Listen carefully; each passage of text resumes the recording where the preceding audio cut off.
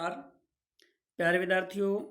कल हमने सूरदास के पद कविता का जो पहला पद्यांश पढ़ा था और उसकी व्याख्या की थी। आज उसी कविता का दूसरा पद्यांश हम पढ़ रहे हैं कि ये जो कविता है, कल भी बताया गया था कि उद्धव और गोपियों का संवाद है, भ्रमर गीत से ये लिया गया सूरदास के। तो इसमें जब उद्धव ने गोपियों को श्री कृष्ण का योग संदेश सुनाया, जिससे सुनकर के गोपियाँ बहुत ज़्यादा निराश हो गई, जो श्री कृष्ण को ही एकमात्र अपना सहारा मानती थी।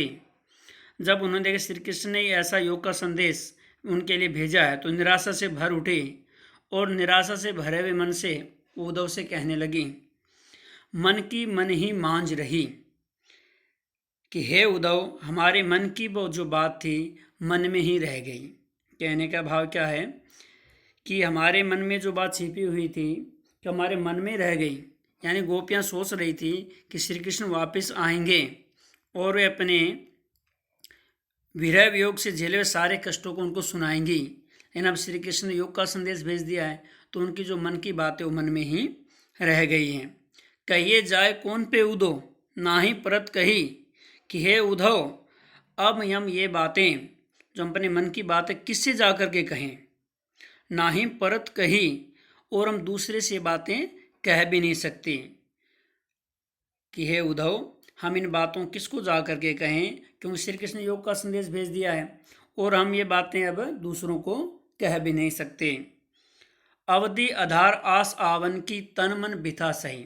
अवधि में नहीं होता समय, आधार आधार में नहीं होता आधार सहारा, आसवन की आने की आशा में, कि हम तो श्री कृष्ण के आने की आस लगाए बैठी थी और उनकी आशा में ही तन मन बिथा सही। बिथा मतलब पीड़ा, सही में होता सहन करना, और तन और मन से पीड़ा सहन कर रही थी कि हम तो ये चाह रहे श्री कृष्ण वापस आएंगे, उन्हीं के वापस आने की आशा में तन और मन में विरह की पीड़ा सह रही थी। विरह का अर्थ यहाँ पर है वियोग, बिछुड़ना, कि हम श्री कृष्ण बिछड़ने की पीड़ा तन और मन से सहन कर रही हैं।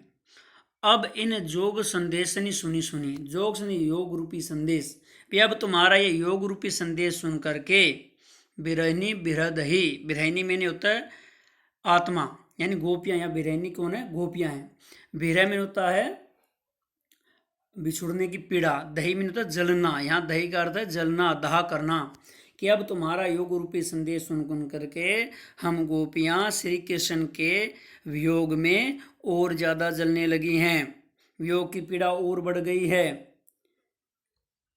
चाहती हुती गुहारी जीतही ते, चाहती भी जहाँ हम चाह रही थी, जीते एकदम जहाँ पर, गुहारी में होता है प्रार्थना करना, गुहार लगाना रक्षा के लिए, कि हम जहाँ पर अपनी रक्षा के लिए प्रार्थना करना चाहती थी, गुहार लगाना चाहती थी, उतते धार बही, उन्हीं श्री कृष्ण ने योग रूपी संदेश को भेज दिया है। उतते वहीं से धार बही, यानी योग की प्रबल धारा बहने लगी, कि हम जहाँ श्री कृष्ण के पास अपनी गुहार लगाना चाहती थी, अपनी प्रार्थना करना चाहती थी, उन्हीं श्री कृष्ण भगवान ने योग रूपी संदेश भेज दिया है।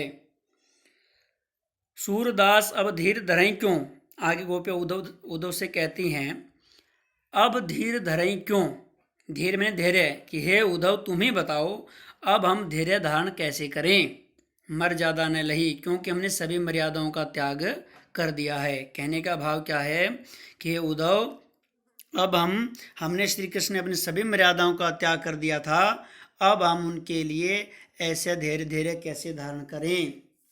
अब उन्हीं श्री कृष्ण ने हमें त्याग दिया है, जिससे हमारी संपूर्ण मर्यादाएं नष्ट हो गई है।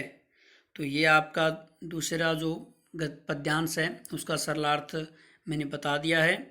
तो इस वीडियो को देखें, लाइक करें, सब्सक्राइब करें। धन्यवाद।